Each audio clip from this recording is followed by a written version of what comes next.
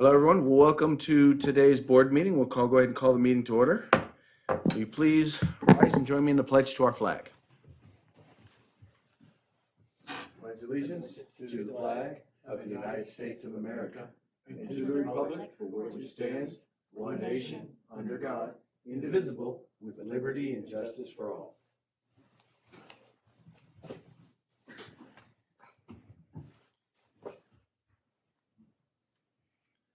Okay, let the record show that all board members are present and accounted for. There was no action took place in closed session. I will now entertain a motion to adopt the agenda. So move. Second. It's been moved and seconded. All those in favor, please say aye. Aye. Opposed? Abstentions? Motion carries unanimously. On to communications. This is an opportunity. First, we're going to have public comment. This is an opportunity for individuals wishing to address the board on a non-agenda item, which are of interest to the public and within the board's jurisdiction, may do so at this time. I would encourage you to please do so by commenting in the comment section there on YouTube. Please make sure to include your name. It'd be greatly appreciated. So we'll go ahead and we'll give you some time, give you a few minutes to go ahead and share any comments with us that you would like to share.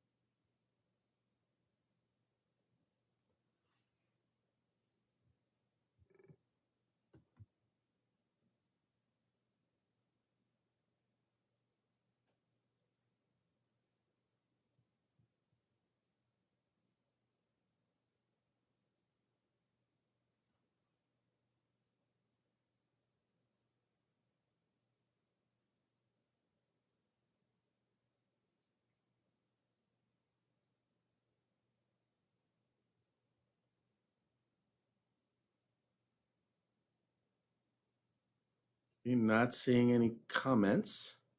Oh, there's one. Oh, there it is. Natalie Donkor. Yes, it says here, I made a comment by email and on the website regarding instructional aids in the kindergarten classrooms and expanding special ed inclusion aids as well.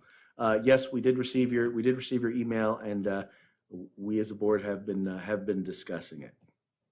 So and we do have staff working on a response to Mrs. That's Tucker. it. Yes, we do have staff working on a response. So thank you so very much for your input, and thank you for reaching out again and reminding us about it.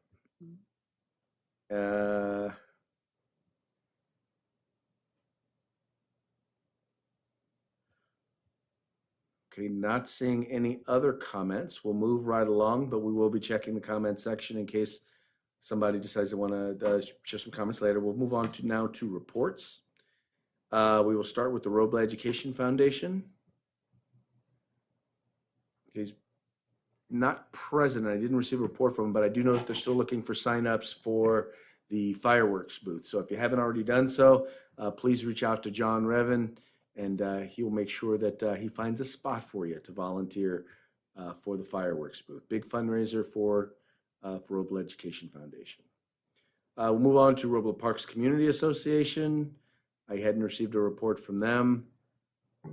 How about, let's move on to the employee associations. RTA? Nothing to report. Or CSEA? And that now takes us to our superintendent. Thank you. Good evening, everyone. First of all, I'll start tonight by just talking about the fact that the school year in the Robla School District ended on June 18th, last Friday. And I would like to commend the schools for all of their efforts to make it a fitting end to the school year, even though it was a very different school year, obviously. But we did have promotion ceremonies for all of our sixth grade students. 4 of the schools did those in a drive-through fashion, and Robla Elementary School actually had a live promotion ceremony. So we, however possible, we did our best to make sure our sixth graders were sent off well, and the schools did a great job, I know, of making those very special events for the students. We had a board banquet, as the board knows, at the end of the year. It was very nice to be able to return to that event. The board banquet was held outdoors on just south of where we sit tonight. It was a wonderful event recognizing students and staff, and it was just really nice to see everyone in person again. We had a number of retirement celebrations recognizing people who are moving on from the Robo School District, and we wish them well. And I will just say that it was a difficult year, and personally, I'm glad that it's come to an end, and I look forward to moving forward to the post-pandemic way of schooling with the new school year. We do have summer school planned in the Robo School District. All 5 schools will host a summer school program, and we will also have Freedom School. Our regular summer school programs will begin on July 7th. They will run through August 6th, and they will run every day from 8 o'clock to 12 o'clock. And Freedom School will actually start on June 28th, and it will also run through August 6th. It's very exciting to report that the schools have done an excellent job of recruiting students for what we're calling our summer camps. I have numbers. At the last report, Bell Avenue had 129 students. Glenwood had 222 students. Main Avenue, 117 students. Robla, 100 students. Taylor Street, 117 students. This is a total of 685 students who will be coming to summer camp, which equates to nearly 40% of our student population who will get some extra learning in this summer. And I think that that's a really wonderful thing for us to be very proud of. Kudos to the school for working with our families and engaging our students over the summer. New Hope Middle School Charter. Mr. Pagani will be providing a report a little bit later on in the agenda, so I won't be giving too much detail here. I do want the board to be aware and our community to be aware that it's been very complicated working out the details of the facility, and there are a number of things that have come into play now as we have explored working towards getting these buildings in place for the new school year. We are looking at the requirements, the legal requirements from the state for doing an environmental impact study that has the potential to cause us to do some more work that has to happen before we can actually move forward with the construction. There is something called the Naylor Act, which has been brought to our attention because this is a site that was formerly used as a recreational site. It was a city park. There are certain requirements we have to go through. And then something we don't have any control over, which is SMUD coming in and setting up electricity for this new school site. And when SMUD is able to actually come in and do that and schedule that for us. So we're moving forward with the plan. We anticipate that we will continue to work through all of the challenges that face us. And we will keep the board and the community abreast of the details as they happen over the next number of weeks. I think it's important for me to take every opportunity I can to talk about the 21-22 school year. We are anticipating that we'll be an all in-person school. All of our students will return to school. We assure the board and our community that the schools will follow all state and local guidelines in terms of safety. I have a few details that I've heard so far, so that there will not be any social distancing requirements, is what we understand. We also understand that we will be required to wear masks, but not outdoors. So neither students nor staff will need to be, that was a new finding, will need to wear masks outdoors. And we will continue with surveillance testing. So the testing that's been happening during our transition model, where we're just making sure that nobody coming to school, parents and staff parents need to sign up their children and staff needs to sign up. And then we can do the surveillance testing, and that is still a requirement that will be in place. And more details as we learn from the state. I'd like to share that Robo School District for some time now has been part of the California Labor Management Initiative. And this is work that has been being done by Mr. Barnes, Lydia Hagar, our president of CSEA, and Leah Boylan, our president of the Robo Teachers Association, and myself, who meet on a monthly basis and talk about all kinds of things, but mostly the point is to create a collaborative atmosphere amongst the leadership in the district, the administration, and our associations. We all attended a summer institute that was held virtually this week on Monday and Tuesday. We attended 2 days of sessions, and during those 2 days, we had 3 different sessions of team time, was just all of us processing how we want to move forward. We came up with some really great ideas for activities that we think will demonstrate to our community that we want to continue to move forward in being collaborative in our problem solving and in our work together. And I just want to say that I'm grateful. I'm grateful for Mr. Barnes' dedication to this and him taking the time out of his busy schedule. I also know, of course, that Ms. Hagar and Ms. Boylan are also very busy people, full-time employees, but they also commit to this work and meet regularly to try and create an atmosphere that's positive and collaborative. And I'm grateful, especially when I hear stories in other districts where things aren't as harmonious as they are here. And not that we don't disagree, but we definitely have something good that we continue to build on. So thank you for that. I thank them for that. And that's my report. Okay, now we'll move on to board member reports. Trustee Devine, Nothing to report? Trustee Cardona, Nothing to report. Trustee Barnes. Well, I was going to give a nice report on the LMI Institute, but Superintendent Reyes kind of took my thunder on that. But I will say that, excuse me, because with the LMI Institute, Labor Management Institute, people don't really see what we do because they see it on the agenda. They hear, oh, we're at this conference or we're doing that event, but they don't really know what we do. And as Superintendent Reyes pointed out, we've put a lot of hard work into this and a lot of hard work into building relationships. And we did see that come to fruition during the last year because of all the hard work that we did before the pandemic. We were able to do some really incredible things during the pandemic. And Ms. Hagar and Ms. Boylan, they pointed out the fact that, we had people at bus stops giving out food. We had people giving out Chromebooks. All that went very smoothly and well. And it's because we built these strong relationships that we were able to do things like that quickly. I'm not saying we wouldn't have gotten it done had we not built this relationship, but it made it a lot easier. And it took the pandemic to kind of make me realize how much we had actually achieved. So I just want to thank Ms. Boylan and Ms. Hagar and Superintendent Reyes for all the hard work that they put in, because Ruben was right. This past year was tough, but a lot of good came out of it because of all the hard work we put into it.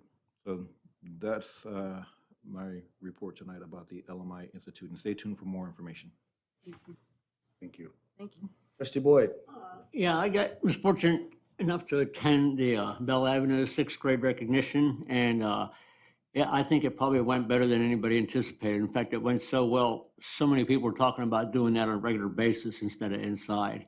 And you know what I really noticed, and I was also got to go by Glenwood's the celebration. It wasn't a 6th grade; it was a school. The kindergarten promotion. And that was the tail end I caught after being at Bell. But what really reinforced, or what I noticed, was the joy that everybody seeing, the families, the kids being back in school. I've been up to Bell a couple times in the playground at Tater, and the kids are just so happy to be back in school. I've stopped and asked them, and but the families too. And it's just a good reminder of how we at Robla are the community center of this community, and we perform up to the standards of their expectations, I do believe. It was a lot of fun. I'm sorry that everybody couldn't attend that, but if we do it on a regular basis, I would recommend that board members to attend these in the future. That's all I have. Okay, and I have nothing to report. So we will move on to, let's see here, we'll go and move on to presentations and information. We'll start with our facilities update.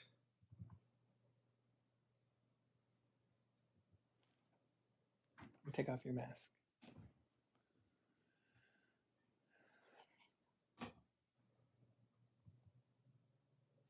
Welcome, Mr. Flores. Nice to see you. Nice to see you all as well. I'm glad it's only 90 degrees today, not 110. I will be presenting a facilities update where we are. I think first thing I want to start out with is that we are currently working on a date and time for the boards to tour our two active construction sites, the Robla Elementary School as well as Bell Avenue. And so we'll be coordinating with the superintendent's office to establish a time in which the board can go out and visit the construction sites. It'll probably be in the afternoon, upcoming days, just so that we're out of the way of the construction crews. But that's an opportunity that we wanted to make sure that was afforded to the board, especially in Robla Elementary as we start getting closer and closer to completion. If you haven't taken a look while you've driven by, a lot has happened over at our site. In fact, this picture is even a little outdated that we have from just a couple days ago. A lot of our windows have been installed, exterior painting, interior painting and finishes is also underway as well. And we're starting to see a lot of the mechanical work go in, so plumbing, HVAC, and the like. So a lot of progress in the last couple weeks, and we'll continue to see continued progress to go forward. As it stands right now, we are still on track to open its doors for the fall semester, or trimester, or semester? Trimester. Thank you. I apologize. This is my third board meeting in the last 3 days. The Bell Avenue, we have completed the framing of the second story of the two-story classroom building, as well as began the roofing on the admin library media center. Sidewalks around construction have been graded and repaired, and we're starting demolition and construction on the expansion of the parking lot. So the new parking lot will provide a adequate space for staff, as well as a better circulation pattern for parent drop-off. At Glenwood, demolition continues. We are dutifully working with DSA to follow up on a number of items that have come up during back check. One of the challenges that we are facing currently is that there are a couple items that need to be closed out with DSA from the original construction of the school. So there's a couple items that were not closed out when the school was built that DSA has brought to our attention, and we are trying to resolve those items so we can move forward with construction. So we are continuing to work with our design team and DSA to get that resolved. And once that is resolved, we anticipate having DSA approval and coming back to the board with a GMP to proceed with construction. Just looking ahead, like I said, construction continues at both our main sites and then also at Glenwood. We have been adjusting Glenwood's overall transition plan, if you will, or construction schedule to accommodate the delays in getting DSA approval. And we continue to coordinate with the district and the site on the necessary paths to travel, as well as making sure that we're mitigating any exposure to the active construction site. So making sure we have proper fencing and so forth as well.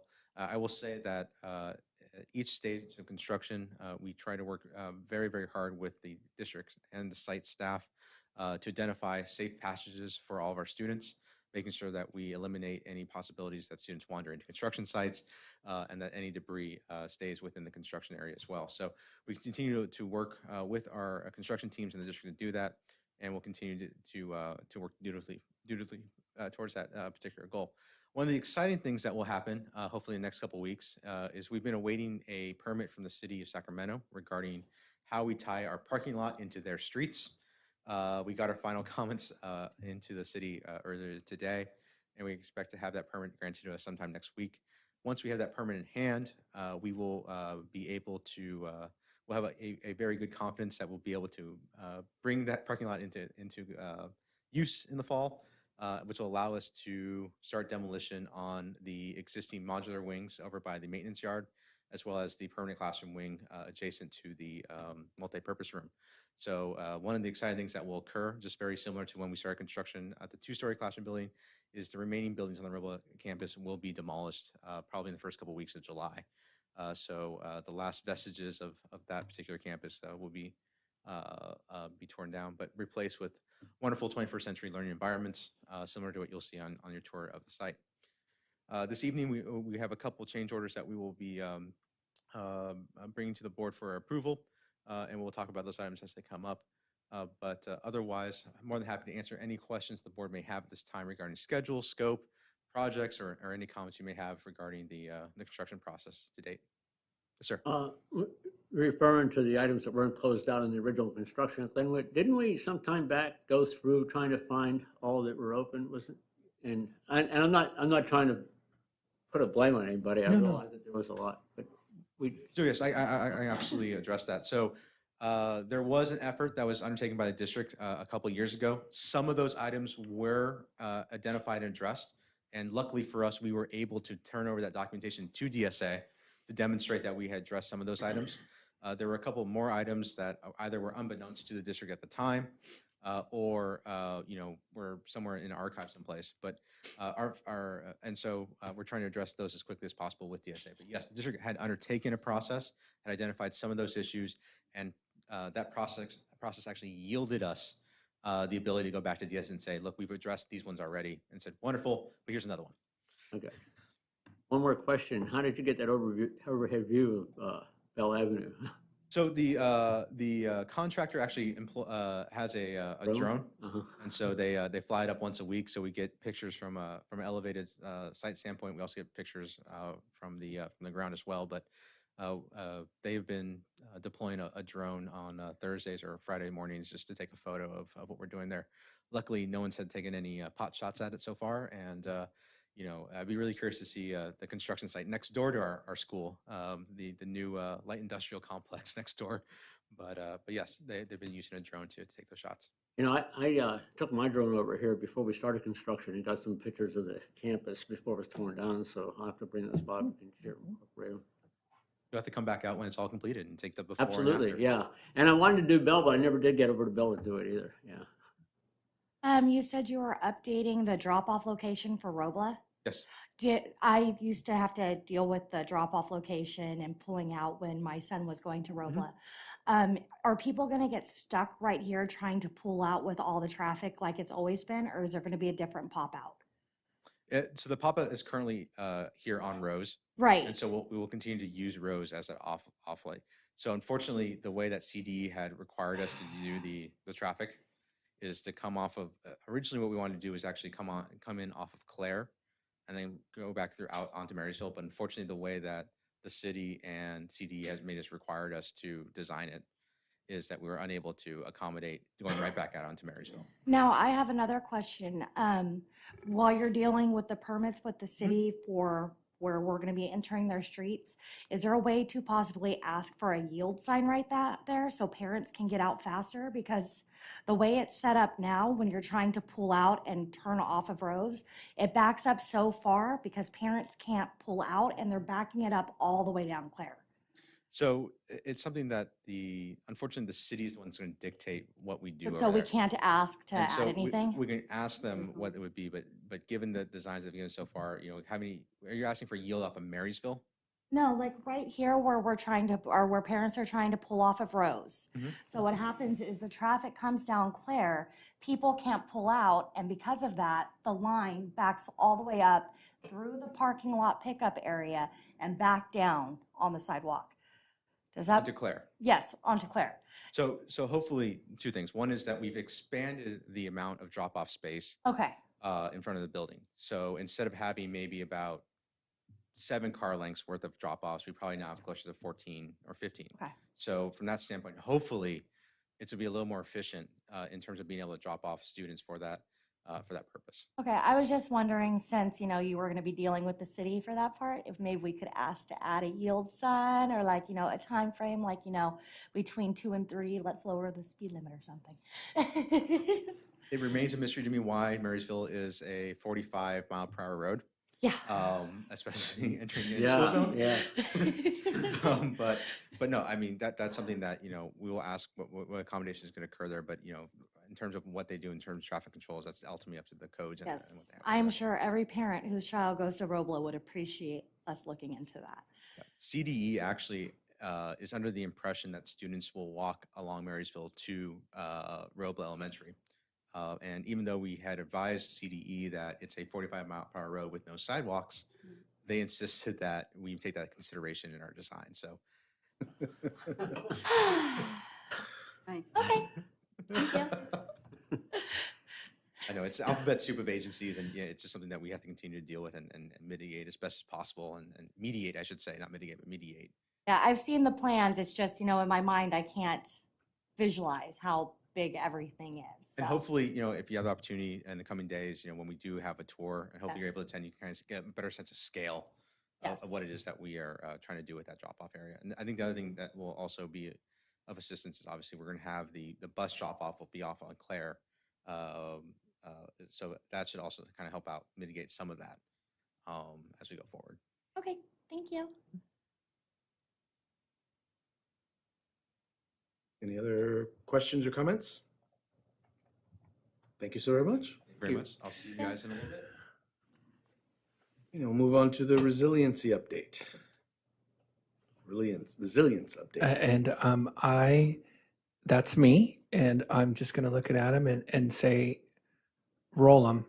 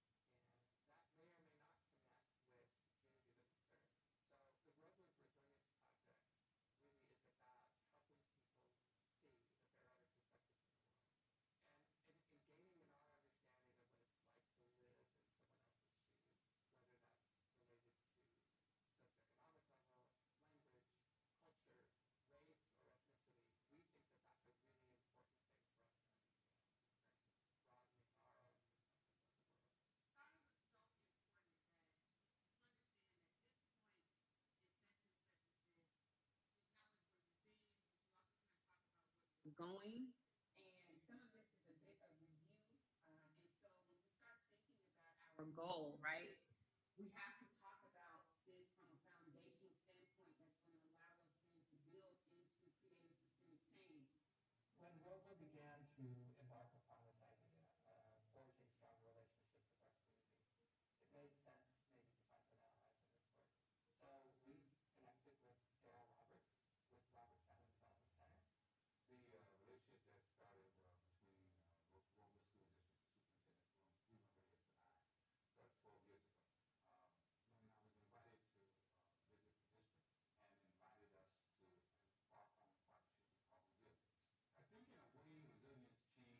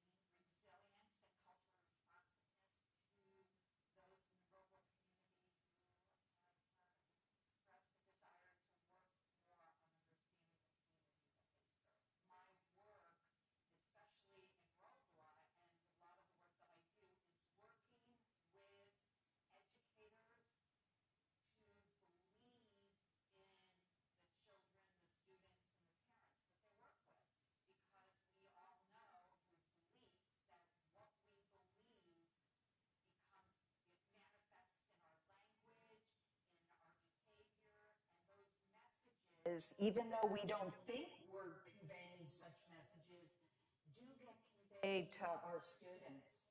Little did we know we'd be in a global pandemic and in a social and political environment where we are seeing the issues of equality come to a head. And so because of that, Ruben recommitted himself to this work. During the summer of 2020, when we were looking at how to broaden this work and how to deepen this work and how to take some next steps with this work, based upon what was happening in our country, we decided that we needed to bring some more voices to the table. We needed some additional perspective. So by adding some new perspectives, we thought that would help us to grow. And as is often the case, I turned to my partners, in this case, of course, Dr. Troopers and Mr. Roberts. And we were introduced to some new players that we invited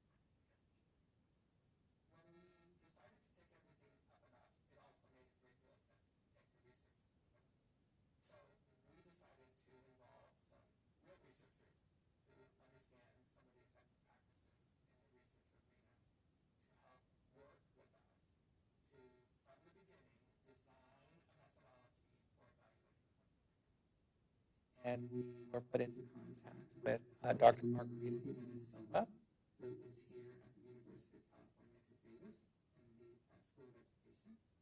And she is the sister of Norma Jimenez Hernandez, who together are part of an organization that does educational research to not only help us to design our evaluation methodologies, but to watch as this program has evolved, and it actually helped us along the way to think of evaluation activities that could happen. And so Sisterhood for Equity Consulting was called in and said, you know, are you interested in this project? And I said, yeah, absolutely.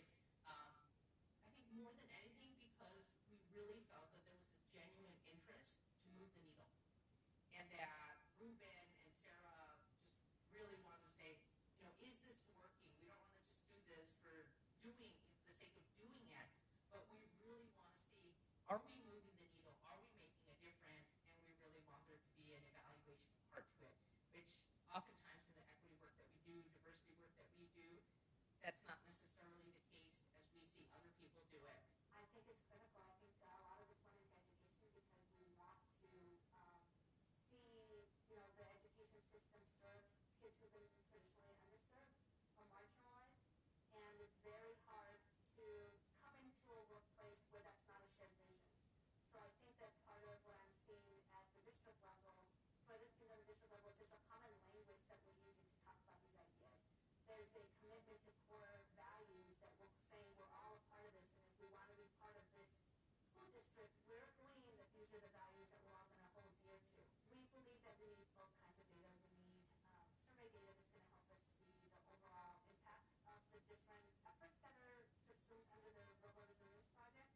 So what survey data helps us see is kind of an overall broad scope picture of what is the impact, especially across time. So not just about one point in time, as we know, there's a lot of professional development that's one and done, drive-through kind of professional development, but really thinking about looking at it systematically across time so that we can provide evidence that this is having an impact. I think that the work we did this year with the Robo Resilience Project is definitely going to have an impact on that work with students and with my coworkers, and just in my personal life with my relationships, friends, and just thinking about myself, my heritage, where did I come from, what kind of impact can I have daily.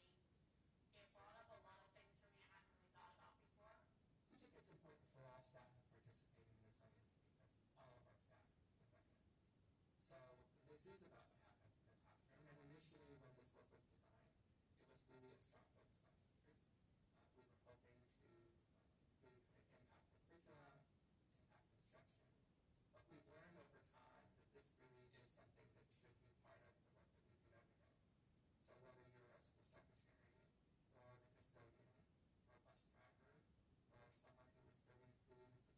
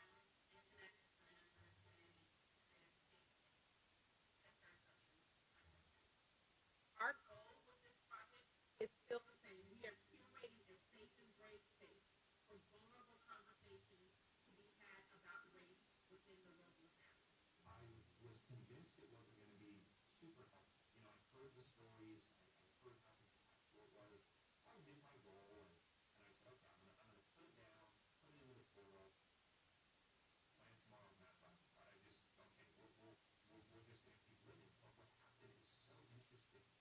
I reverberated to that goal every day.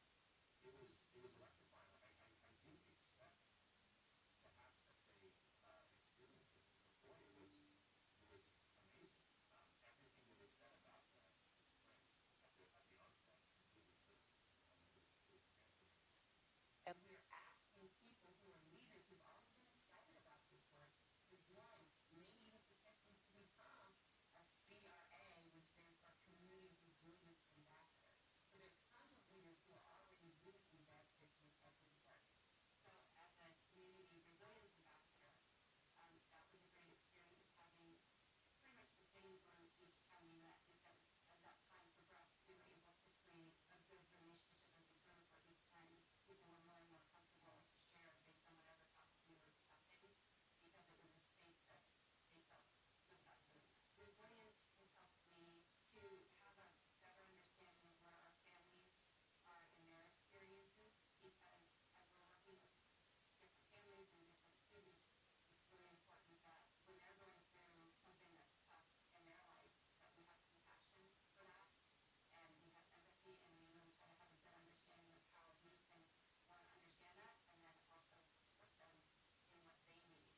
With Global Resilience Project, it's had an impact on my work, and I think what it's done is it's validated my work with students, with community, with staff members.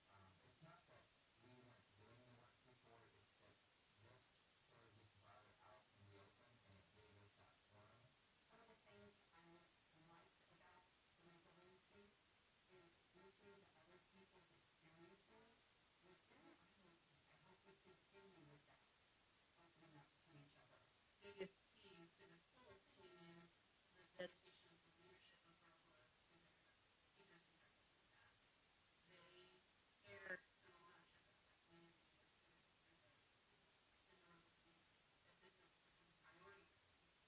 I think that there are not a lot of places that have the courage or are willing to kind of put themselves out there and do this kind of work. The dedication of this team has been outstanding and inspiring. So given the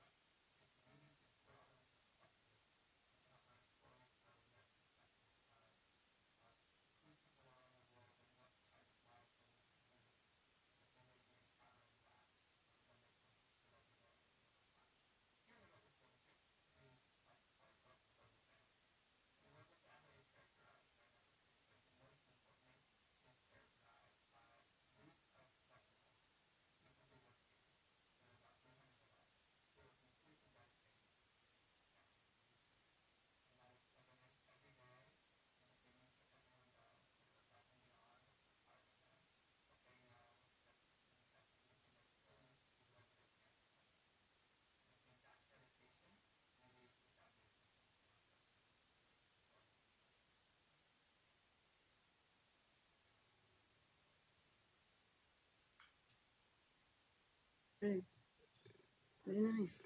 Sorry, it's easy to come this way. Yep.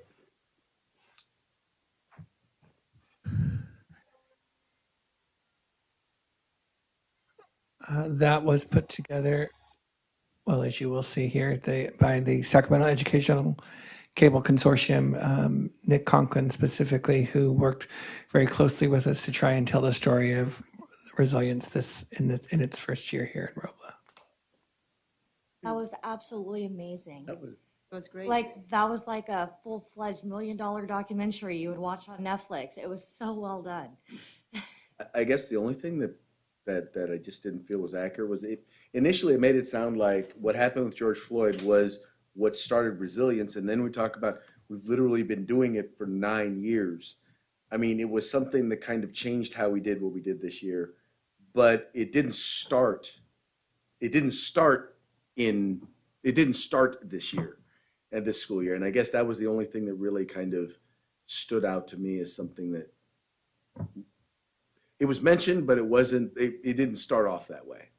Well, I'll invite you to watch it again, because that was a point we tried to make numerous times. You did. That it'd been going on for 9 years, and that we wanted it to evolve because of what had happened in 2020. Well, no, I thought you guys did a good job. I just think the documentarian didn't do a good job. He had a point he wanted to make, and he tried to emphasize it in the very beginning that was what made us do this. And we're like, no, that was something we were already doing. But yes, I did notice that you guys did make it a point to make that point, that this is not something that was just started, but this has been something that we've been working on for quite a while. Can we make wasn't sure it Michelle that brought resilience to this board? I'm sorry, Michelle, and I'm sorry, I can't remember Michelle's. Anderson? Anderson. No. This started well before Michelle. Okay, all right. I know it's been, a long time, and it was an excellent film. But I think the fact that we have been working on it for so long enabled what you were able to do here. It was just great.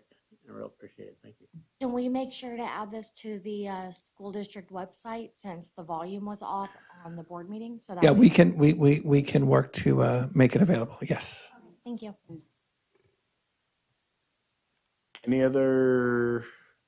Anything else to report? No, sir. All right. Well, that was simple enough. Okay, move on now to New Hope Charter 7 and 8 update.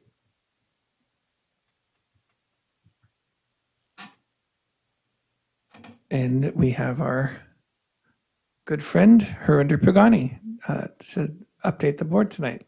Welcome. Thank you very much. Good evening, everyone. Hope you all are well, and thank you. It's always an honor to join you all and provide an update on our progress with our middle school. Oh, we're good to, we keep you. Yes, we're very socially distant, so we're good to go. Thank you very much. So thank you again for allowing me to provide this update. We have really been focusing on enrollment for our students for 7th grade. And so that's what I'll focus on, and a couple other updates as well. And so this is actually a picture.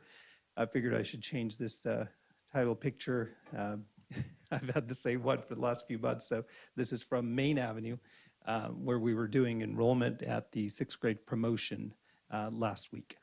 And so we just continue with all of our work to build relational trust. I continue to emphasize that, but that's what this work is. It's about relationships. It's about collaboration, because this work cannot be done in isolation. Students don't succeed when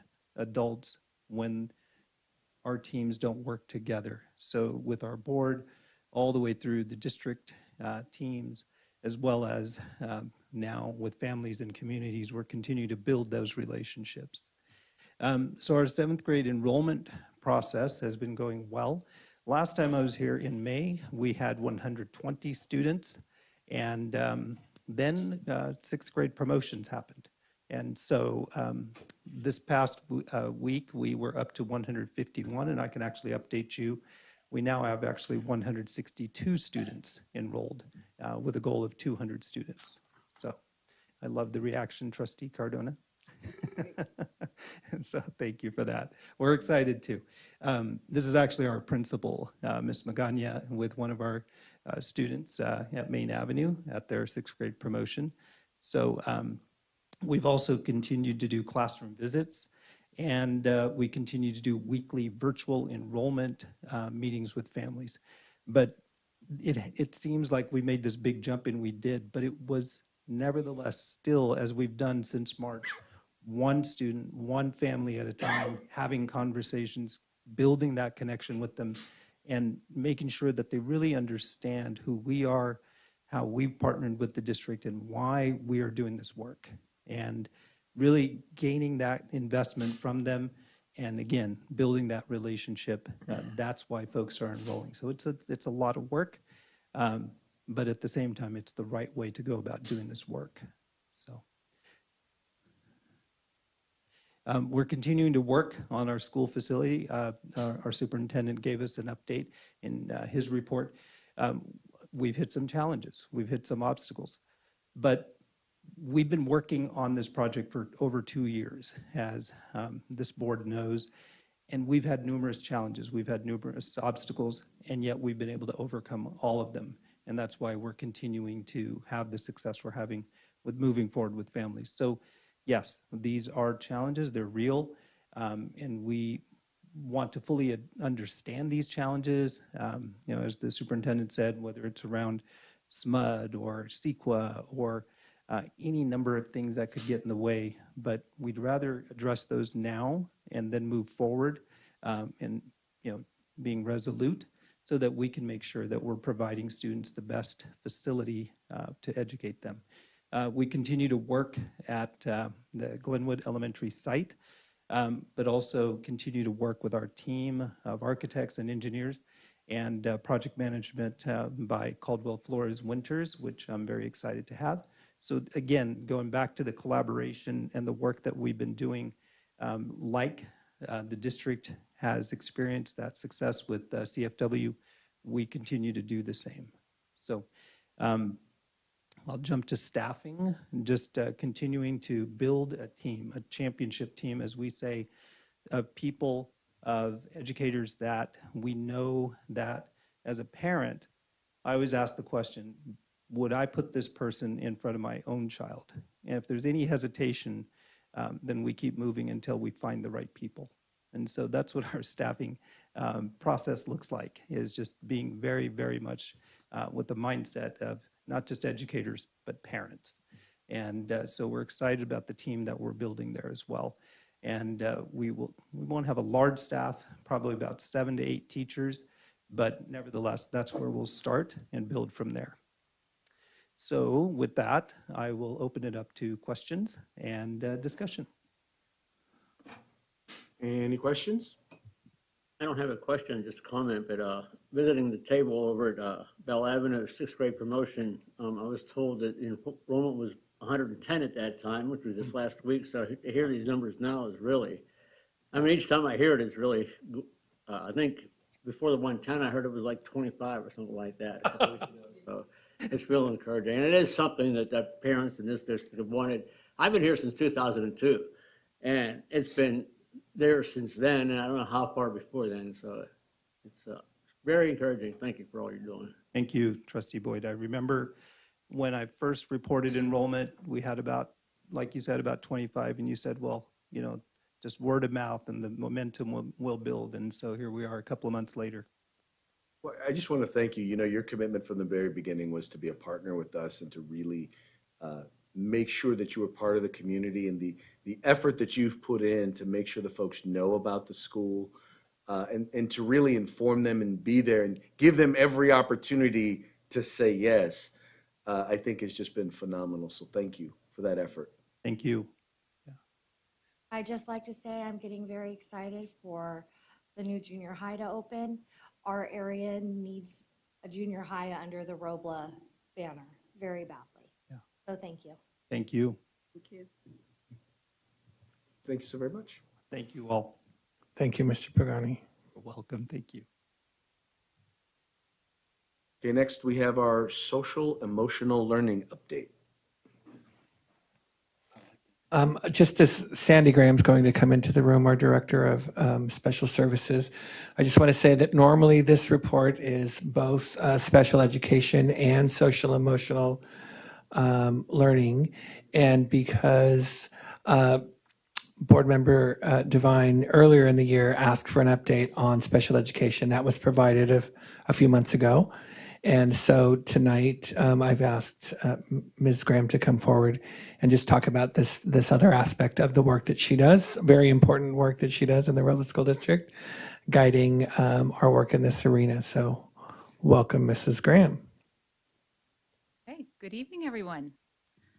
I know you all know me, but for anyone who doesn't, I'm Sandy Graham, Director of Special Services, and tonight I'm going to be presenting on social emotional learning in Robla. My notes here. Okay, so I have categorized tonight's presentation into 3 different areas: social emotional learning, or commonly referred to CEL, and the research behind it, how Robla has built a foundation on our work in CEL, and our continuous improvement plan for this upcoming school year. So CEL, what exactly is it, and what does the research say?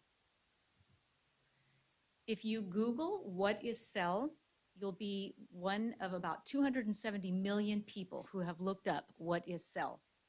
CEL is how we develop healthy identities. It's how we manage emotions and achieve our goals.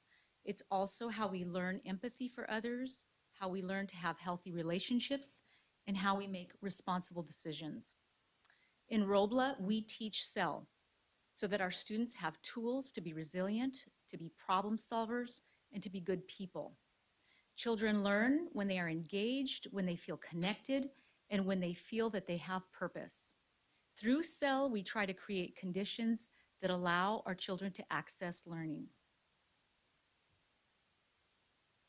The concept of social emotional learning goes back to ancient times. The Greek philosopher Plato talked about balance in learning and education that included developing a person's character. In 1995, Daniel Goleman, a researcher, wrote a book called Emotional Intelligence. And since then, the field of social emotional learning has really taken off and evolved. A lot of research has been conducted since that time with overwhelming scientific evidence that when students participate in school-based CEL programs, they are more likely to do better in school and more likely to have positive outcomes in their lives. There are many ways that we incorporate CEL concepts into a CEL program, and I wanted to take a little bit of time to review Robla's CEL foundations. That is how we began to formally incorporate CEL into Robla, and what the components of our current work are in this area. Since as early as 2015, Robla has been promoting CEL concepts. Our first formalized work was with Cspp, the Center on Social Emotional Foundations in Early Learning, which focused on promoting social emotional development in our youngest of learners at our preschool. In 2016, we expanded our formal CEL work, and with the help of Placer County Office of Education, we began our work in positive behavior intervention and supports, or what we call PBIS. Placer County provided initial training to teams to all of our Robla school sites and has remained a valued partner providing technical support as we maintain our PBIS focus. Shortly after our initial work with PBIS, Robla aligned with the State of California's multi-tiered system of support MTSS framework. We then developed a comprehensive MTSS system specifically designed for the Robla School District in order to address and meet the unique needs of our students. Around the time that we began our work with PBIS, the district adopted Second Step curriculum to give our teachers a framework for which to teach social emotional development. Second Step gives teachers an easy to implement, engaging way to teach social emotional skills and concepts like cooperation, communication, and problem solving. And in November of 2020, we held a district-wide training in the Zones of Regulation system. Zones of Regulation is a specific approach to teach students to self-regulate their emotions. The system uses 4 colored zones, which correlate with how they feel and their state of alertness. Children are taught techniques to help them understand their feelings and to move between the zones as appropriate for the setting. Robla's coordinators of school climate, or as we call them, CSCs, are an important part of our cell work. Our CSCs are Linda Kate Hale, Anjum Khan, and our newest hire, Jenna Ruby. Our CSCs provide support to all school sites within the district. Their roles focus on maintaining a positive, supportive school climate and culture. Robla's mental health team, consisting of school psychologists and social workers, are an integral part of our Tier 2 and Tier 3 supports around our social emotional learning program. These staff members provide assistance and support to students and families around mental wellness, which is directly related to our broader district-wide social emotional learning efforts. Our mental health team works in such areas as student counseling, supporting student behavior, family mental wellness, including supporting those in crisis, work around homeless and foster students, as well as suicide prevention. As educators, we are constantly reflecting upon what is working and what is not. This past year has been challenging in so many ways. We have to reflect upon our students' social emotional well-being, the learning loss that has occurred, and how we can improve our program to help support our students' needs. This past April, Superintendent Reyes formed a post-pandemic instructional task force. This task force, facilitated by the Sacramento County Office of Education, was to study the effects the pandemic has had on student achievement in Robla. The task force met all through spring and into June, using applications such as the picture that you see on the right here to help team members problem solve the issues, explore solutions, and eventually develop specific plans in a variety of instructional areas to address our student needs next year. One of these instructional areas was social emotional learning. The task force identified specific areas of work with our CEL program to focus on. Student self-regulation was an area that we felt was at the core of what students may need coming into the 21-22 school year. The great thing about this is that we have the Zones of Regulation program that teachers already have had training in it, and we have the materials for it, and we are ready to implement this program at the onset of this coming school year. As the task force drilled down even deeper, we found that we must refine our PBIS and MTSS program as well. These include areas of increasing coaching to teachers, modernization of our MTSS process, providing teachers with a yearly second step curriculum map, and using staff and district PLC time to provide training in CEL strategies. The other area of focus is to continue cultivating social emotional learning of our teachers to ensure all of our staff have resources for self-care and wellness. We all have been through a tough year. The need for us to focus on these areas for this upcoming year makes this work even more important. And that concludes my presentation. Any questions? I wanted to apologize for coughing Oh, and that's interrupting okay. you. I That's had to leave for okay. a second. I don't have any questions. I just want to comment and say thank you for everything that you've done. I was impressed with our systems of support before the pandemic, and I can't imagine where we would be if we hadn't worked on that before. You definitely got your work cut out for you because Yeah. it's tough. But I just want to say thank you for everything that you've done. Thank you. I appreciate that. I couldn't agree more with what Mr. Barnes just said too. But the question I have, and it comes, I see it all the time. Have we had actual problems with students that are suicidal, act suicidal, or even attempts? We have, I don't know about actual attempts, but certainly the social workers, when I meet with them, that is a topic that, that they have concerns about, and that they do work with students, students who, are harming themselves, the cutting thing where they're, cutting their arms, or we do have students who do that.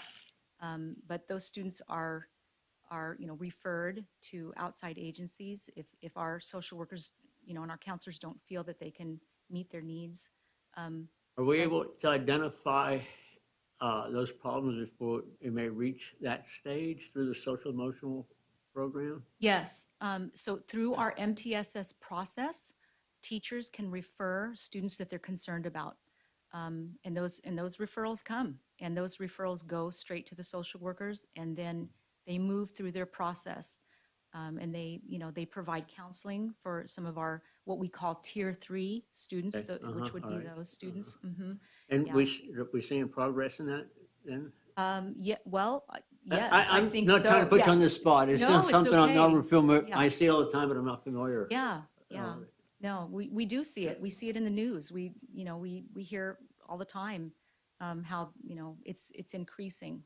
Students' stress levels, their anxieties, it's increasing, definitely. I think it's a big concern. I mean, if it's getting to that level, there is something that we really need to be addressed society-wise, yeah. Yes, uh-huh. Coming off of what he said, you said that teachers can refer. Do we have a private way for the students themselves to request help to where they don't feel like they're having to ask somebody else to find them help? I don't know about that process in itself. If the student, if the student doesn't know the social worker, then I'm not sure if they would go directly to the social worker. But I know that our social workers work with the teachers in terms of training. And I think that if a student, has a relationship, and that's why this cell work is so important, that if they have a relationship with their teacher, because I know that has happened before, where they'll come to their teacher and tell them that they're, whatever issues that they're having. And I'm just asking because I know some students are shy, and even if they're very close to their teachers, they still need to be able to access help. Mhm. And if there's a way to make it possible for the students themselves to reach out, I think that would be very helpful. Yeah. And there might be that, and I can ask the social workers to address that and get some of that information for you. Okay, great. And at least let the students know how to do it. Mhm. That would be fantastic. Actually, this year they made posters. Oh, Social okay. workers made posters that were posted in the classrooms. And then we also made bookmarks that talked about, mental health services that students could access. And those bookmarks, I believe, went out to all students. But then there's the suicide prevention hotline that they put, and we use that for the 4th through 6th graders. So it's posted up in the classrooms as well as those bookmarks that were made and went out. Thank you so much. I think Ms. Devine brings up a real good point. Reaching out to the students to let them know, really emphasize continually that we are a resource for them to reach out to, and build their confidence and just maybe reaching out. I appreciate that. Thank you. Any other questions or comments? If I could just tweak something tiny, but I think it's small, but it's important, that Ms. Graham has referred to a couple times in his report. She said teachers, and she knows this, and I just want to make sure we clarify that it's more than teachers. It's all staff. And so Ms. Graham, whenever she has done this work and her staff has done this work, when we've done the SEL training, it has included our classified employees. We do know that some of the relationships that students have at school are with the bus driver or the secretary or those other people. So we don't forget those classified employees. And also when we do the self-care piece, right? We did that self-care piece pre-pandemic, but we did it with all employees. So it was teachers, but it was also the rest of our employees as well. And we think it's important. I think it's just important to make sure we make that point. Right. I was just pointing out for the students to be able to reach out because sometimes they're just too scared to reach out altogether. or anything, or not reach out, but Yeah, and I'll just say, one of the things we know is the foundation in Robla are the relationships we build, and we're always working to build those relationships. I know that idea is at the core of what we do with SEL, but children just need someone to trust and someone to feel connected to, and yes, hopefully it's their teacher, but sometimes again it's the yard duty person or the bus driver or the food service person that they see every day. And we do want to be sure that they feel that connection to someone at school. Yeah, and I'd just like to say, with my involvement in the school, I have seen that interconnection where not just teachers, but everybody recognizes kids, and I've seen them ask, is something wrong with the day today in the office a lot. And one that sticks in my mind, I just brought up to Mrs. Hunt's retirement, which I had the fortunate time. But when she was principal over at Maine, I don't remember why I was a visitor one day, but it was 100+ day. And one of her 6th grade students, I won't mention his name, but with complete confidence came up and told her that he had missed a bus, and it was his fault that he missed the bus, but he had the confidence to go to her, and I was impressed that she offered a ride home, which I gave him a ride home, and I also found out that his bus route was going too far and was able to take that. But the point is, little things like this I have noticed. It has your presentation kind of brings it to my attention that I see the work going on in this district. So something's working well. I know there's a lot. We serve a lot, as you said, 90 to 95% poverty rate. There's a lot of problems in this district, but I think we have a confidence of a lot of the students in this district. And thank you so much for it. Yes, thank you. Okay. Thank you. Thank you. Thank you so much.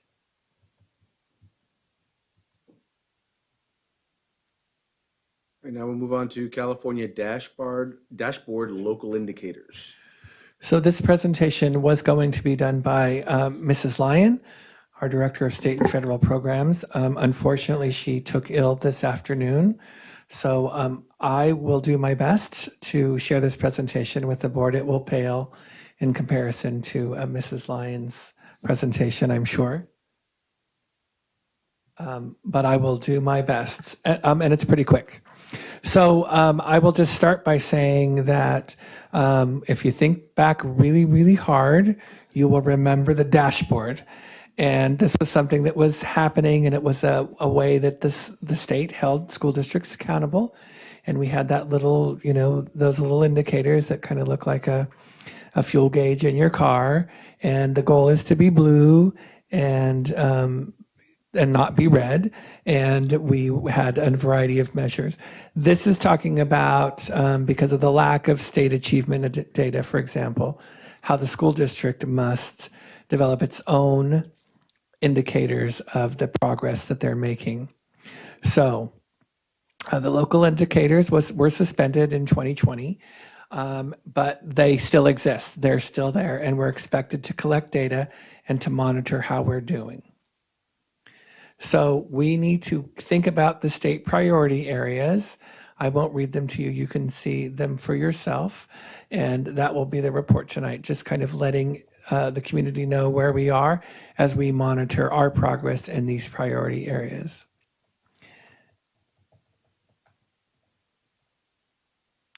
So priority area 1, which is making sure that we provide access to a strong curriculum that's aligned with state standards, and that our school sites are safe for our students. We obviously look at this by monitoring the assignments, and the County Office of Education comes in and looks at that for us. All of our teachers are found always to be appropriately assigned according to their credential. We do our Williams walkthroughs every year, and we do find that our students all have access to textbooks. And then our facilities, the board is familiar with the fact that we get those Williams reports, and we must make sure that we are making any corrections. But overall, I think the board is well aware that we are doing investing a great deal of money to update our facilities and to bring them up to par. And we're very proud of the work that we're doing with our facilities. Academic standards. We need to make sure that we are providing instruction in all of the core areas, English language arts, ELD, and mathematics. We are, of course, fully implemented in those areas. And then in terms of the other areas of history, social science, and next generation science standards, the board approved the purchase of new science materials, for this school year.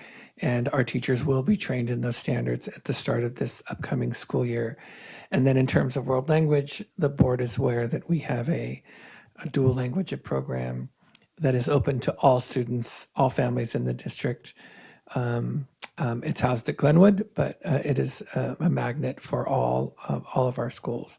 So we're excited to have that program that we offer our families as well. Priority 3 is parent engagement and measuring the work that we're doing, connecting to the community. We do take the Healthy Kids survey that gives the parents an opportunity every other year to provide us with feedback. And we also do that with a grade level group. Each year we have, every other year when we complete the survey, we do that with usually our 5th graders. Schools do a variety of other things. We're moving forward with our marketing consultant. That's on the agenda tonight. We know we have our parent empowerment dinners. Many of our schools are doing coffee with the principals. And then you can see all the committees that exist at a school to make sure that parents are involved in the decision-making at their school. And then the wide variety of school-wide events that are reported to the board each year remind us that our schools make really extra special efforts to involve our families in the schooling of their children. We're going to skip to priority area 6. The other priority areas are more for other levels of schooling. But our Healthy Kids survey, I've already referred to that, where we give our students an opportunity to give us feedback about how they feel about the climate at their school. And then we continue to be part of a bullying prevention grant that helps us to monitor our students' behavior, collect data on it, and to provide instruction with students to help them understand what bullying is and how to make sure that they work to not participate in that type of activity. Priority 7 is course of study and monitoring our access in a broad course of study. We're very proud in Robla that not only do we have the core subjects covered, but we also have enrichment teachers in physical education, as well as technology and the visual arts, and then the performing arts that are part of the strings program and our any given child work as well. And those are the state priority areas. And I'm happy to answer any questions that anyone has around those local indicators. Any questions or comments? None. Thank you so very much, Superintendent. We'll move on to federal funding update. Again, this was a report to be done by Mrs. Lyon, and we're just going to delay this report until a further date. Alrighty. Then we'll move on to Williams UCP quarterly report. We have nothing to report. That's a good thing. Mm-hmm. That is a good thing. That is a very good thing. Okay, first reading of new or revised board policies, administrative regulations, or exhibits. This is just, I know something that is a necessary part of the work that we do, and kudos to Mrs. Mollisbean for her relentless attempt to keep the Robo School District up to date in our board policies. So she presents these for us in her version of digestible chunks, and I think she does a pretty good job of doing that, so that we can make sure that we are tweaking our policies to make sure that they are up to date. I do work to make sure that the board is aware when we are asking to change a policy because we have a need. But as is the case this month and is generally the case, this is not a need that we have, but laws have changed a bit, so we have to tweak our policies to make sure they're up to date with the law. So, as is always the case, we present them to you tonight. You have a month to read them over and contact us if you have any questions, and we're happy to clarify that for you. And then they will come to you for approval at the next board meeting. All right. With that, we will move on to the consent agenda. I'll entertain a motion to approve. So moved. Second. It's been moved in second. All those in favor, please say aye. Aye. Opposed? Abstentions? Motion carries unanimously. Now we'll move on to action items. We'll start with A, adopt 2021-2022 budget. So this was presented to the board at our last meeting. And if the board has any further questions around the budget, I know that Mr. Castillo will magically appear if you have any questions for him. But he spent that detail with you last time, and tonight is just an action item to approve that budget, and for the board to then to approve the LCAP to show that we have a plan for that spending. I So move moved. to adopt the 2021-22 budget. I second it. Second, yeah. Moved in second. Is there any discussion? I'll just say that the presentation on the budget at the last meeting was both very detailed, and I thought really did a good job, not just of presenting where we are currently and how we got here, but where we're headed and where we could potentially wind up, and gave us a really good roadmap to plan for the future. So I just wanted to let Mr. Castillo know that he did a phenomenal job. That he has made everything so easy to follow that I never have questions when it comes to that, because he does such a good, thorough job. Well, I know he's listening, so I know he very much appreciates those words from all of you. And I will say, we're very proud and so glad that he has joined our team. And I agree with all of you that he takes very complicated things and makes them very understandable. And Ms. Devine, I just want to say that means especially a lot coming from you, because this could be very overwhelming as a new board member, and that you say that you understand. I know he will take a special joy in that. Well, I also read the presentations before he comes in and talks, so that way I'm prepared to ask. Oh, see, there he is. Up here. Thank you so much. Thank you, Mr. Castillo. Okay, we'll move on now. Oh, I'm sorry. We have to actually vote, don't we? Okay, is there any further discussion or debate? Hearing none, we'll move forward to a vote. All those in favor, please say aye. Aye. Opposed? Abstentions? Motion carries unanimously.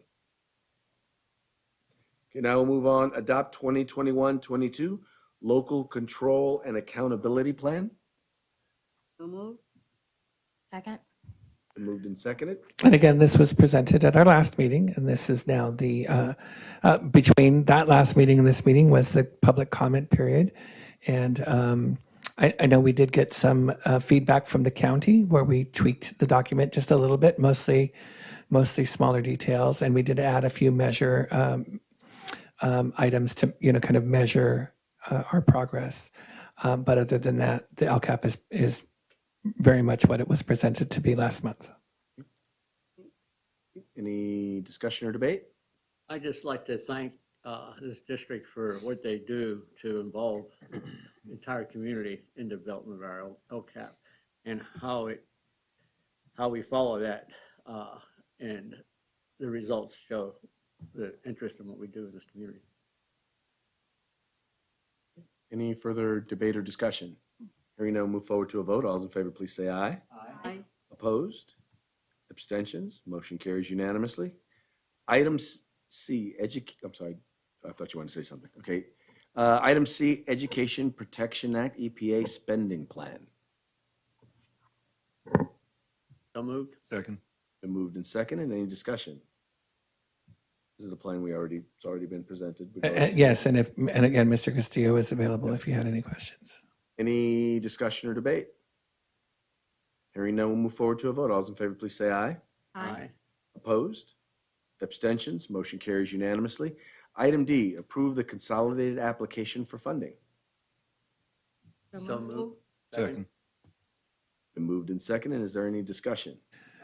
Explanation on it? Yes, this is our annual approval from the board for or federal funding. So this is an item that is brought forth again by Mrs. Lyon. We access certain amounts of funding based upon our student population, and we must get board approval in order to move forward with that spending. Any further discussion or debate? Hearing none, we'll move forward with a vote. All those in favor, please say aye. Aye. Opposed? Abstentions? Motion carries unanimously. Item E, resolution approving renewal of California State Preschool Program Contract CSPP 1406. So moved. Second. Been moved and seconded. Is there any discussion? Hearing none, we'll move forward to a vote. All those in favor, please say aye. Aye. Opposed? Abstentions? Motion carries unanimously. Item F, Master Service Agreement for Early Childhood Education Enrichment Activities. So move. Second. Second. Been moved and seconded. Any discussion? Hearing none, we'll move forward to a vote. All those in favor, please say aye. Aye. Opposed? Abstentions? Motion carries unanimously. Item G, Master Service Agreements with non-public agencies and non-public schools. So moved. Second. Been moved and seconded. Is there any discussion? Hearing none, we'll move forward to a vote. All those in favor, please say aye. Aye. Opposed? Abstentions? Motion carries unanimously. Item H, I'll entertain a motion to approve Hazel Health Incorporated and School-Based Urgent Care Network Contract Addendum. So move. Second. Moved and seconded. I would like to say something about this one. So we have been working with Hazel Health for some time, and it's a wonderful partnership, and we're so pleased to be able to offer this service to our families. We did offer it during the pandemic. They did not charge us for this year, but they did make Hazel at Home available to our families. We didn't get a lot of families who accessed it, but it was very nice to know that that option was always out there. Hazel has just been such a wonderful agency in terms of supporting the work that we're doing in Robla. Once again, their proposal for this upcoming year that is going before the board tonight, they're actually only charging us 1/3 of their normal cost because of the partnership that we have and because they know that funding has been difficult in the past. I'm very excited to say that we're adding to Hazel, so you know that students through Hazel, if their parents sign them up, can access a doctor. And in this new contract, we will be adding in Hazel Heart. That's a new program they have where students now will be able to access counseling services, so mental health services in addition to physical health services. Now, we still need to work out all the details of how this will work. And we'll be working with our special services team and Mrs. Graham and her team in terms of how we'll make these referrals with our students. And for this extra service, Hazel will be charging us $0. I actually had a question about that. I think that's what made me ask my question earlier. So it is Hazel at Home. So that means that the kids can access it through. It was Hazel at Home during the pandemic, but now it will come back to it. The referrals will happen at school when the students are all coming to school. Maybe kids could reach out on their own through their computer if they were suffering from mental or, things Yeah. Again, they'll have to reach out to someone at school, but again, anybody at school knows who to make the referral to. Okay. Any further discussion or debate? I just think this is one of the best programs we've adopted here. Long time. And when I brag about Robo and all the things we have, that's always near the top. And I get more feedback like you on this program and any others too. And it's great to hear that addition that they're offering us too. So you said there wasn't much contact, but there was a few contacts from home? And actually very few. Just parents didn't seem to, and we're not sure. I think we can probably conduct a little bit of research about why parents weren't calling and saying I'd like to talk to a doctor, that type of thing.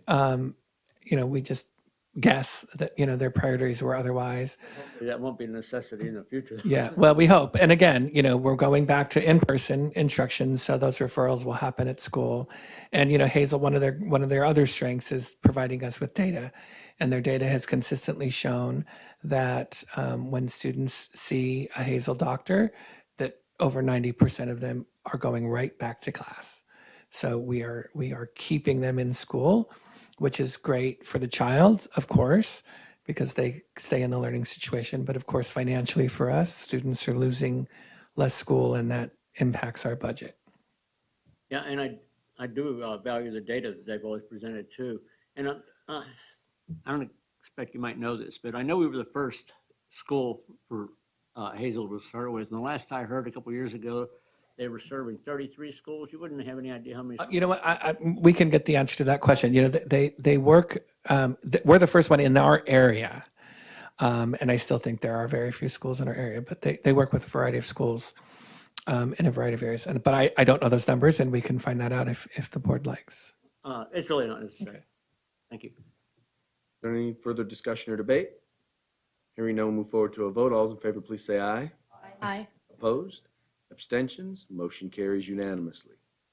Item I, California School Boards Association membership and Gamut subscription services for 2021, 2022, and Gamut services agreement for 2021 and 2023 through 2033. Yeah. So moved. Second. So moved and seconded. Any discussion? Hearing no one, move forward to a vote. All those in favor, please say aye. Aye. Aye. Opposed? Abstentions? Motion carries unanimously. Item J, Sounding Board Marketing and Communications Professional Services Agreement for 2021 through 2022 and for 2022 through 2023. So if I could speak to this as well. Sounding Board Marketing is the consultant we have used in the past. And you will recall when we first started working with Sounding Board and Heather McGowan, we were working on making sure we didn't lose a lot of students to the new charter school down the street. And we had a great deal of success with that in terms of raising the profile of the Robo School District. So we kind of laid low for the last few years because things seemed stable for a while. But now we have been seeing what appears to be a potential for declining enrollment.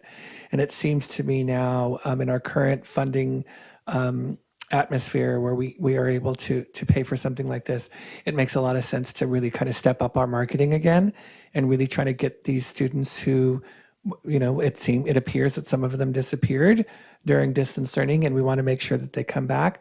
We don't want to lose them to, again, any other agency. And so it's time again to maybe mount some really positive communication around what the Robo School District does and strategize around that for the next couple of years where we have that one-time funding and step up our efforts to get Robo's name out there so that families are making the choice to stay part of Robla. We're also getting some indications about some building that's going to be happening in our area. So we want to make sure that we are marketing, obviously, to people who will be buying those homes. So it just seems like a very opportune time to step up this work. So moved. Second. It's been moved and seconded. Is there any discussion or debate? Hearing no one, move forward to a vote. All those in favor, please say aye. Aye. Opposed? Abstentions? Motion carries unanimously.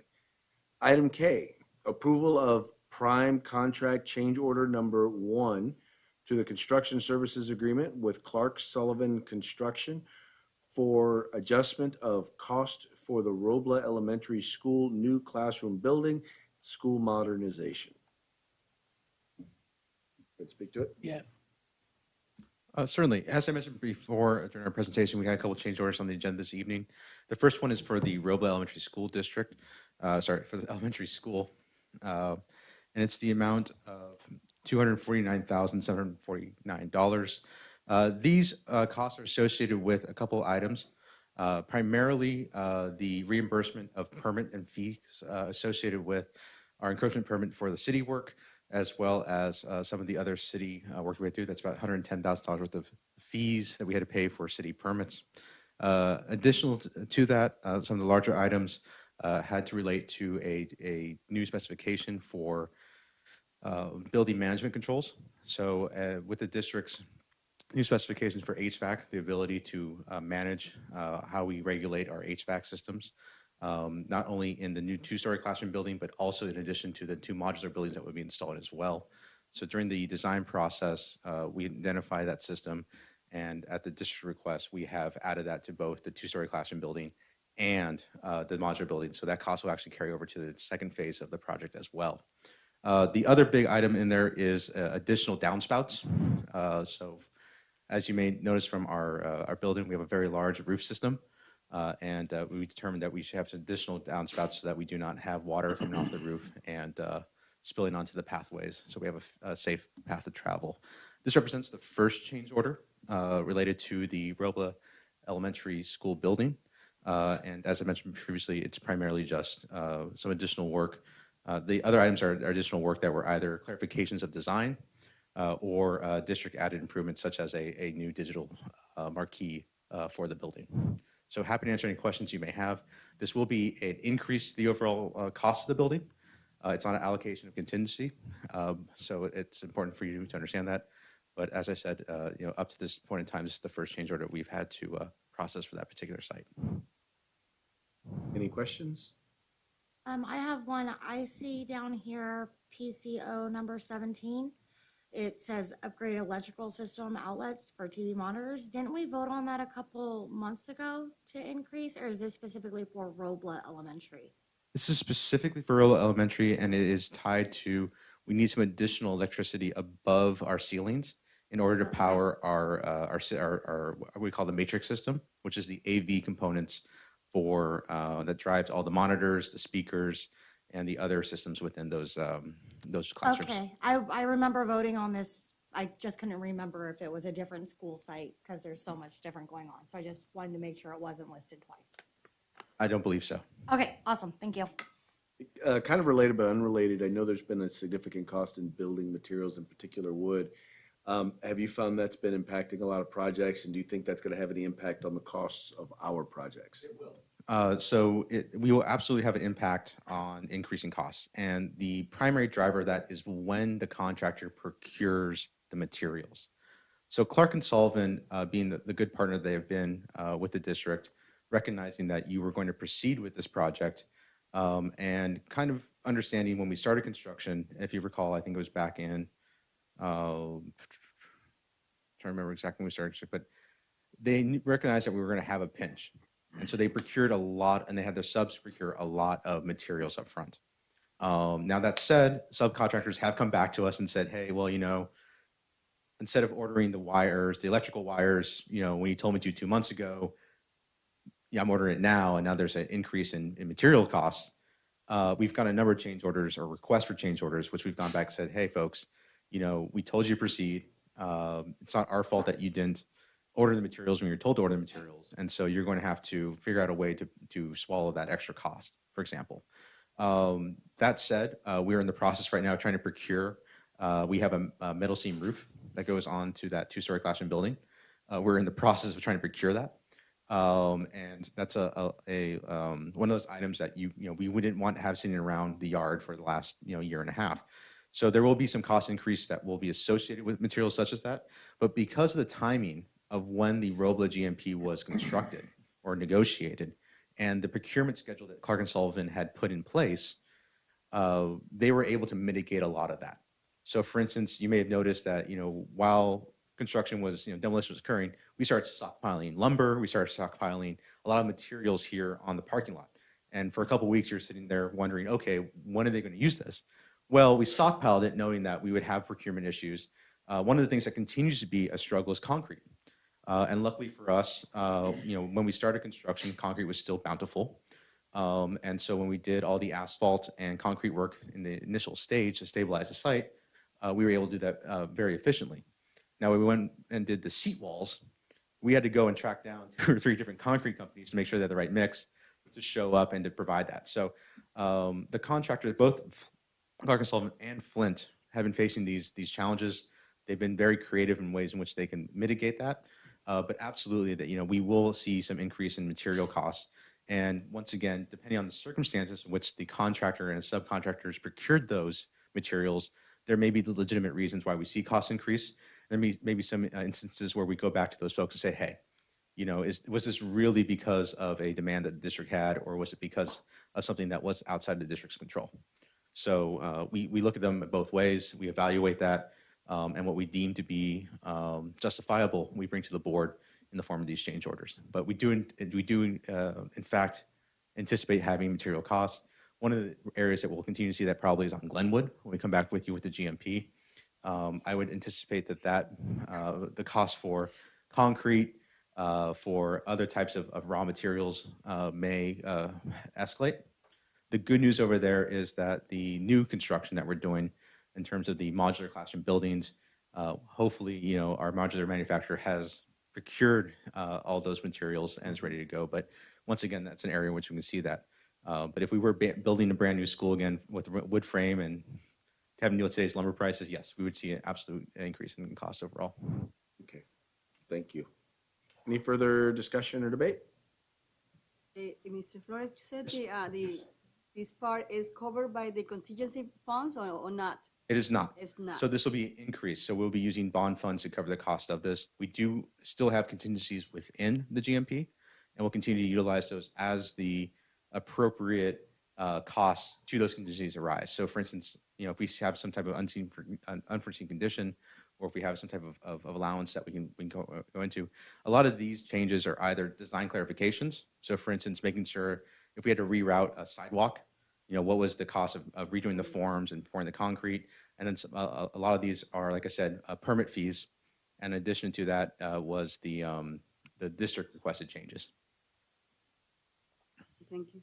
Tell you what, you want to go ahead and just share with us real quick about item L, the prime contract change order number 4, construction services agreement with Flint Builders. You want to share that? Did you discuss that one real quick? It's a bit of a longer story. Okay. I'll move to approve the prime contract change order number 01. Been moved in second. Is there any discussion or debate? Hearing none, we'll move forward to a vote. All those in favor, please say aye. Aye. Opposed? Abstentions? Motion carries unanimously. Item L, approval of prime contract change order number 4 to the construction services agreement with Flint Builders for adjustment of costs for Bell Avenue Elementary School new classroom and administration building. Thank you, and I appreciate you taking this as a separate item because it is slightly different circumstances. So when the board approved the GMP back a while back, what we had done purposely at the time and what we had articulated to the board is we had removed about $840,000 of items that we believe that the builder could go back and achieve better pricing on. And so we had adopted the GMP knowing that we'd have to come back and add in that the savings of that $840,000 back into GMP. So back in May, we did the first chunk of this. It was about $200 and some odd thousand. And then today, what we're doing is the last chunk of that, which is about $470,000 of items that we're pulling back into the GMP. So for example, when we had priced out the building, we had made suggestions of potential value engineering options. So for instance, removing certain features of the building, lowering the height of the building, rebidding certain trades, for example. So we went through that process and we consulted with the district and the design team, as well as the engineers, and said, what is viable and what is not? So one idea, for example, was to save $80 some odd thousand. Let's lower the overall height of the building by 1 foot. Well, it was determined that in order to do that, we had to go back and re-engineer the building. And in terms of what we would save in money, we would probably lose in time, as an example of a change that was rejected. Another example is drywall. We had gone out for a certain bid at drywall. We had requested the contractor to go back and rebid that item, and it ended up having savings of about $20 some odd thousand. So we went through this process with these $840,000 worth of items. I'm glad to report that through that process, we were able to reduce the overall cost by about $250,000. And so today, what we're asking for the board to do is to bring in the items that have shown either the cost savings or the items that were rejected back into the GMP. So this was a process in which we had purposely taken items out in order to negotiate better pricing wherever possible. Once we concluded that process, we were able to achieve about $250,000 worth of savings to the benefit of the district between the change order we had last time and the one tonight. Got it. Any discussion, debate? I'll entertain a motion to approve. So, second. Been moved in second. And any discussion or debate? Hearing none, move forward to a vote. All those in favor, please say aye. Aye. Opposed? Abstentions? Motion carries unanimously. I think that's got to be the first change order we did that saves us money. We've done it before. I know we've done it before. I can't remember specifically, but I have to say, I know we've. All right. Well, it was a good thing. Thank you. It's a rare occurrence either way. Okay. Okay, moving on to item 8, board member requests for future agenda items or reports. Trustee Devine? Nothing at this time. Trustee Cardona? I just confirming, we don't have no meeting in July, right? Board meeting? I'll say that, no, we do not. As of today, we do not. But a lot of things are happening, and I guess I will, don't be, answer the phone if I call you in July. Please. If you see the bat signal. As of today, we do not. I think that we've ever had a year that we didn't have to come back. Okay. We have had at least one or two. Trustee Barnes? Nothing. Trustee Boyd? Actually, I have two things here. One I wanted to, I meant to call you and I didn't, but in the CSBA newsletter, I see that the president, Suzanne Kitchens, passed away unexpectedly. And I'm thinking a resolution, or could the districts just send maybe a sympathy card? Or I don't know if we want to do resolution to her, because, I mean, CSBA has, I think, been real helpful to this district. And I'm not really quite familiar with the current president, but I think it might be nice just to give our sympathies. And what was the second?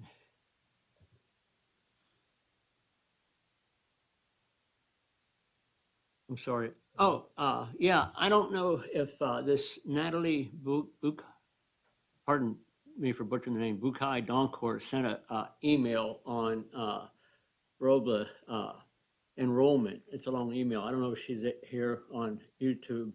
It's a lot here, but I just want to acknowledge that we received the letter and we'll take it into consideration. She's actually been commenting on the live feed on the YouTube. Okay. Yeah, she made some suggestions and I copied them from the chat, and I'm just gonna forward them to everybody so that way Thank you. we Yeah, I have just them. want to acknowledge we are receiving it. Excellent. That's it. Okay. All right. And I have nothing. So this meeting is adjourned. Thank you so much for tuning in. Thank you. And I'm surprised it's still daylight.